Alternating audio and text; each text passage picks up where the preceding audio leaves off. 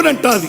విడిపోయిన బంధమా, చెదిరిపోయిన స్నేహమా, ఎడబోసిన గీతమా, ఎదల నిండ గాయమా, పువ్వులు పుప్పడిలా బల బల బల బల బల బల పువ్వులు పుప్పడిలా పవిత్ర బంధమా, పరమాత్ముని రూపమా, పవిత్ర బంధమా, పరమాత్ముని రూపమా, కోరు తెలంగాణమా, కోట్లాది ప్రాణమా, బల బల బల బల బల బల